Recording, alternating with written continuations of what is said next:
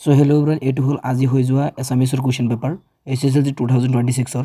এতিয়া কথাটো হ'ল কি, এই কুৱেশ্যন পেপাৰটো তোমালোকৰ বাবে টান আহিছে নে সহজ আহিছে কমেণ্ট বক্সত জনাবা।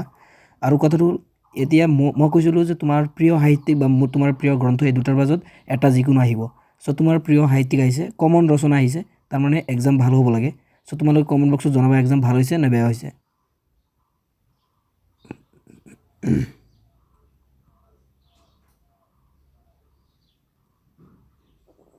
লগতে শ্বৰ্ট কুৱেশ্যনবিলাক বহুত সহজ আহিছে, মই চাইছোঁ। শ্বৰ্ট কুৱেশ্যনবিলাক পাৰিব লাগে।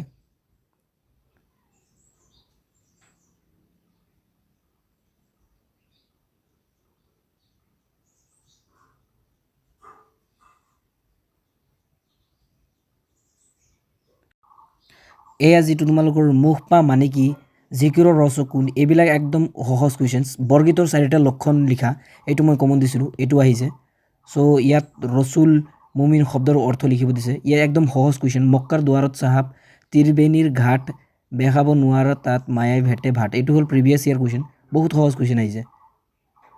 চ' তোমালোকে পাৰিছা বুলি মই আশা ৰাখিছোঁ। তাৰপিছত মই অসমীয়াৰ কবিতাৰ সাৰাংশ আহিছে আৰু লগতে অৰ আছিল।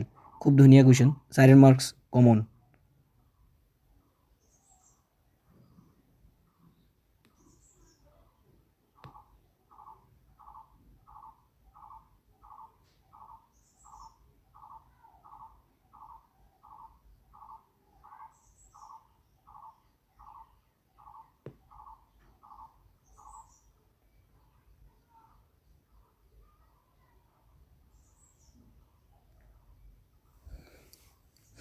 ইয়াৰ মাজতে আৰু এটা কথা, যিসকলৰ এক্সাম বেয়া হৈছে, কিছুমানৰ হয়তো এক্সাম বেয়া হ'ব পাৰে। চ' তোমালোকে এইটো লৈ টেনশ্যন নকৰিবা। নেক্সট এক্সাম যিটো তোমালোকৰ, সেইটো লৈ মাথা মাৰা। চ' এইটো লৈ তুমি মাথা মাৰি থাকিলে তেনেহ'লে তোমালোকে ডিপ্ৰেশ্যনত গুচি যাবা। তোমালোকৰ নেক্সট যিটো এক্সাম আছে সেইটো তোমালোকে বেয়া হ'ব। চ' তোমালোকে এইটো লৈ টেনশ্যন কৰি লাভ নাই, যি হৈছে পিছত দেখা যাব। এইটো তোমালোকে নেক্সট এক্সাম যিটো আছে সেইটো লৈ তোমালোকে বেছি গুৰুত্ব দিব লাগিব।